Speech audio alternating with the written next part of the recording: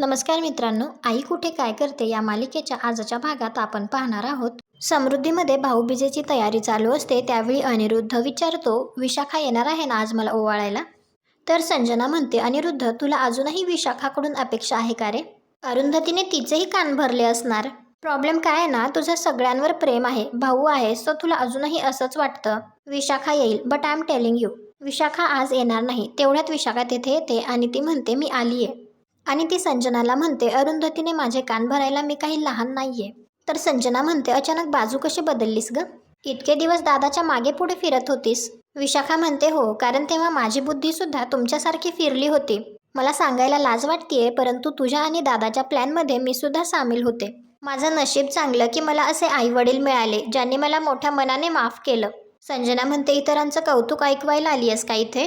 तर विशाखा म्हणते, कौतुक नाही, खरं तेच सांगतेय मी. आणि ती अनिरुद्धला म्हणते, दादा, अरुंधतीच्या बद्दल तुझ्या मनात खूप गैरसमज आहेत. तुला वाटते तशी नाहीये ती, माझ्यावर तरी विश्वास ठेव. अरे आज ती केदारशी बोलली म्हणून माझा संसार वाचला. विशाखा अरुंधतीला त्याबद्दल थँक्यू म्हणते. आणि ती संजनाला म्हणते, तू सुद्धा तुझ्या मनातून सगळा राग काढून टाक. अरुंधतीने कोणालाच भडकावलेलं नाहीये आणि कोण चुकीचं होतं ते आता सगळ्यांसमोर आलंय. संजना म्हणते, सरळ सांग ना, आम्हीच चुकलो असं. कमाल आहे, सगळं जग आम्हाला नावं ठेवतोच आहे, आता घरच्यांनी सुद्धा ठेवून घ्या. काय चुकलं आमचं विशाखा? तर विशाखा म्हणते, फक्त तुम्हीच नाही, मी, अभि, ईशा, आम्ही सगळेच चुकलो, वाहवत गेलो होतो आम्ही. पण देवाच्या कृपेने आम्हाला लवकर शहाणपण आलं. संजना, दादा माझा सख्खा भाऊ आहे. त्याने माझ्यासाठी खूप केलंय आणि ते मी कधीच विसरू शकणार नाही. अगं, भावा बहिणीचं नातं खूप घट्ट असतं. काही नाती कधीच तुटत नाहीत. आणि ती प्रेमाने अनिरुद्धला मिठी मारते. अनिरुद्धला सुद्धा खूप बरं वाटतं. त्यानंतर विशाखा अनिरुद्धला ओवाळते तर अनिरुद्ध तिला ओवाळणी टाकतो आणि तिला म्हणतो, यावर्षी मी एवढंच देऊ शकतो, पण पुढच्या भाऊबीजेला मी नक्की चांगलं काहीतरी देईन. तर विशाखा म्हणते, दादा, यावर्षी मी तुला जे मागेल ते तू मला देशील? अनिरुद्ध म्हणतो, माझी देण्याची ऐपत असेल तर नक्की देईन. विशाखा म्हणते, तुला जमेल असंच मागेन मी. अनिरुद्ध म्हणतो, ठीक आहे, सांग तुला काय हवं आहे. तर विशाखा म्हणते, दादा, आपलं हे समृद्धी आहे असंच राहू दे. अरे आईचा, आप्पांचा जीव आहे या वास्तूमध्ये. दादा, आपण खूप मोठी चूक करत होतो, पैशांसाठी वाहवत गेलो, पण केदारने मला समजावलं. दादा, ही वास्तू अजून खूप भक्कम आहे रे. आपल्या सगळ्यांच्या खूप आठवणी आहेत या घरामध्ये. तू मला एक वचन दे, हे घर असंच राहू देशील, कधीही पाडणार नाहीस. संजना मनामध्ये विचार करत असते, अनिरुद्ध प्लीज, नाही ते प्रॉमिसेस करू नको, इमोशनल फुल बनू नकोस. अरे अजून काही वर्षांनी सगळं आपल्याच हातात येणार आहे. अनिरुद्ध विशाखाला म्हणतो, ठीक आहे, माझ्याकडून असं काहीही होणार नाही. पण विशाखा, उद्या जर हे घर पडायला लागलं तर मग मला काहीतरी निर्णय घ्यावा लागेल, तो कोणाला न पटणारा असला तरी सुद्धा. विशाखा म्हणते, तेव्हाचं तेव्हा बघू ना आपण. कांचन म्हणते, चला आता, बाकी सगळे खोळंबलेत, भाऊबीज झाली ना, उठा आता. तेवढ्यात भाऊबीजेसाठी सुधीर सुद्धा तेथे आलेला असतो. तर आप्पा त्याला म्हणतात, फक्त भाऊबीजेला आणि राखी पौर्णिमेलाच तोंड दाखवायचं असं ठरवलंस का? सुधीर म्हणतो, तसं काही नाही आप्पा, पण खरंच वेळ मिळत नाही. अहो, आशुतोष रावांच्या कंपनीत मला जॉब मिळालाय, वरची पोस्ट आहे, त्यामुळे खूप जबाबदाऱ्या आणि खूप कामं असतात. यश म्हणतो, क्या बात है मामा, कधीपासून जॉईन झालास? सुधीर सांगतो, 8 महिने झाले. अरुंधती म्हणते, सुधीर, अरे तू सांगितलंही नाहीस. तर सुधीर म्हणतो, अगं म्हटलं प्रत्यक्ष येऊनच सगळ्यांना सांगावं, पण बघ ना, जमलंच नाही. आरू, आशुतोष सरांचे आणि नितीन सरांचे खूप उपकार आहेत माझ्यावर. तेवढ्यात नितीन तेथे येतो आणि तो म्हणतो, उपकारांची भाषा करणार असशील तर आलोय तसाच परत जातो. आप्पा म्हणतात, अरे वा, दुसरा भाऊही आला पाठोपाठ, आता खरी भाऊबीजेला मजा येणार.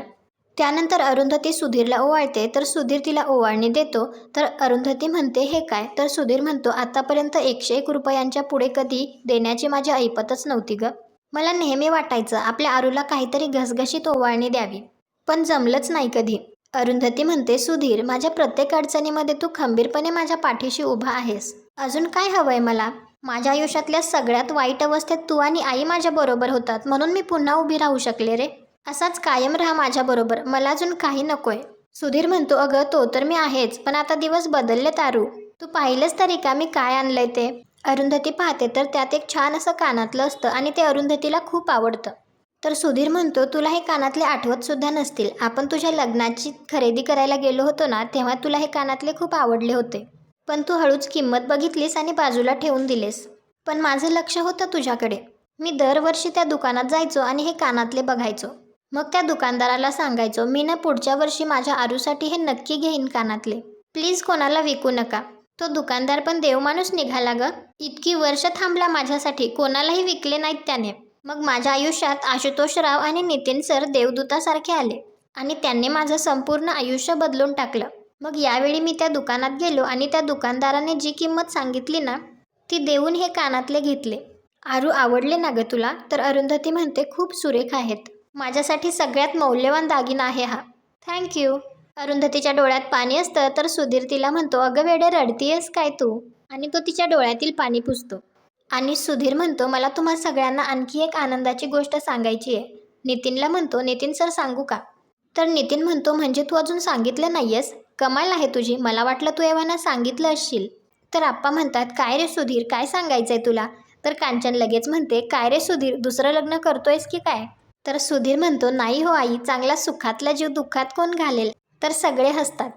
आणि सुधीर सगळ्यांना सांगतो, मी डोंबिवलीमध्ये स्वतःचं घर बुक केलंय. हे ऐकून तर सगळ्यांना खूप आनंद होतो. तर संजना अनिरुद्धला म्हणते, इथे लायकी नसलेल्या माणसाचं स्वतःचं हक्काचं घर आहे. आणि आपण बघ. इकडे सुधीर अरुंधतीला सांगत असतो, म्हणजे आपल्या आशुतोष रावांचीच साईट आहे. नितीन सरांनी मला सांगितलं होतं, तू आत्ताच जागा बुक करून टाक. 10व्या मजल्यावर फ्लॅट आहे आपला. म्हणजे त्यांच्या एम्प्लॉईजना त्यांनी खूप डिस्काउंट रेटमध्ये जागा दिली आहे. म्हणजे तेव्हा बुक केला होता, आता पोझिशन मिळतंय. अरुंधती म्हणते, आईला खूप आनंद झाला असेल ना रे? सुधीर म्हणतो, ती खूप खुश आहे, काही विचारूच नकोस तू. बिल्डिंगला लिफ्ट आहे आणि आईची स्वतंत्र खोलीसुद्धा आहे. आरू, आता तू घरी आलीस ना की तुला कधीही हॉलमध्ये खाली झोपावं लागणार नाही. अगं निहार खूप खुश आहे. मला तर सारखं म्हणत असतो, आपण जाऊया आणि आत तुला घेऊन येऊया. विशाखा म्हणते, सुधीर खूप छान बातमी दिलीस. आता घरी पूजा घालशील ना तेव्हा आम्हा सगळ्यांना बोलव. तर सुधीर म्हणतो, हो असं काय विशाखाताई, हे सगळं तुमचंच आहे. तुम्ही सगळ्यांनी हक्काने यायचं. आता काय आपली पूर्वीसारखी 10x10ची खोली नाही राहिली, मोठा फ्लॅट आहे. सुधीर खूप आनंदी असतो. तर अरुंधती म्हणते, मला तुझं खूप कौतुक आणि खूप अभिमान आहे. सुधीर तिला म्हणतो, हे सगळं तू होतीस म्हणून शक्य झालंय. तर अरुंधती म्हणते, नाही सुधीर, हे सगळं आशुतोषमुळे आणि नितीनमुळे शक्य झालंय. आणि अरुंधती नितीनला सुद्धा थँक्यू म्हणते. त्यानंतर अरुंधती नितीनला ओवाळते आणि त्याला म्हणते, तुमच्यासारखा भाऊ मिळाला म्हणजे माझं नक्कीच मागच्या जन्मीचं काहीतरी पुण्य असणार. आतापर्यंत माझ्या किती अडचणींमध्ये धावून आलात तुम्ही. काही नाती रक्ताची नसतात पण तरीही ती खूप घट्ट असतात. आशुतोष गेल्यानंतर सुद्धा तुम्ही माझी साथ कधी सोडली नाही. मला, माझ्या कुटुंबाला, माझ्या भावाला सुद्धा आधार दिलात. तुमच्यासारखा भाऊ जन्मोजन्मी मिळो हीच देवाकडे प्रार्थना करेन. तर नितीन म्हणतो, आपण आपल्या माणसांसाठी नाही करणार तर कोणासाठी करणार? आणि माझं काय घेऊन बसलीस? तूच बघ, तू सगळ्यांसाठी किती करतेस. उलट मीच देवाकडे प्रार्थना करेन, तुझ्यासारखी बहीण मला जन्मोजन्मी मिळो.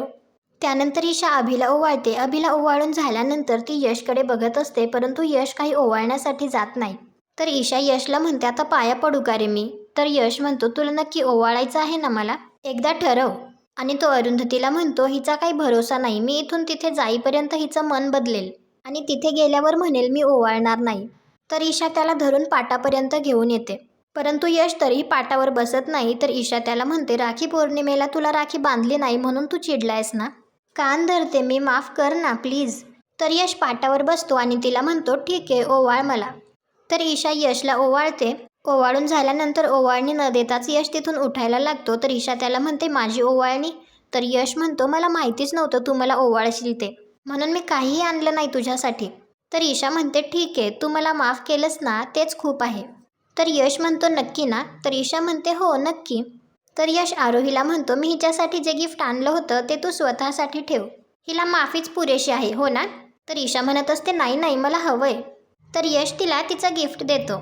सगळे एकत्र खूप खुश असतात. तर संजना अनिरुद्धला म्हणते, बघतोयस ना, तुला एकटं पाडले त्या अरुंधतीने. सगळे तिच्या बाजूने आहेत. तुझे आई वडील, बहीण, तुझी लाडकी मुलं, कोणी विचारत नाहीये तुला. बघ जरा डोळे उघडून. आणि आजचा भाग इथेच संपतो. पुढील भागात आपल्याला पाहायला मिळणार आहे, अरुंधती यशला म्हणत असते, सुधीरची खूप वाईट अवस्था होती अरे, पण त्याला मी कधीच मदत नाही करू शकले, कारण अनिरुद्धने कधी त्याला जवळ केलंच नाही. तर यश म्हणतो, त्यावेळी बाबा मामाला जवळही करायचे नाहीत, पण आज बाबांची अवस्था काय आहे बघ. अरुंधती म्हणते, पैशांची गुर्मी होती त्यांना. लक्ष्मी चंचल असते, आज इथे आहे, उद्या कुठे असेल माहीत नाही. त्यानंतर अभि बाहेर कामासाठी जात असतो. तर अनघा त्याला डबा देते आणि त्याला म्हणते, बाहेरचं काही खाऊ नकोस, डबा घेऊन जा. स्वयंपाक तयार होता म्हणून दिला. अभि तेथून गेल्यानंतर अनघा म्हणते, मी इतक्या सहजासहजी त्याला माफ करणार नाहीये, पण मी माझ्या कर्तव्यात चूकही करणार नाही. तुम्हाला हा भाग कसा वाटला ते कमेंट करून नक्की सांगा. व्हिडिओला लाईक करा, आपल्या मराठी मालिका चॅनलला सबस्क्राईब करा. भेटू उद्याच्या भागात.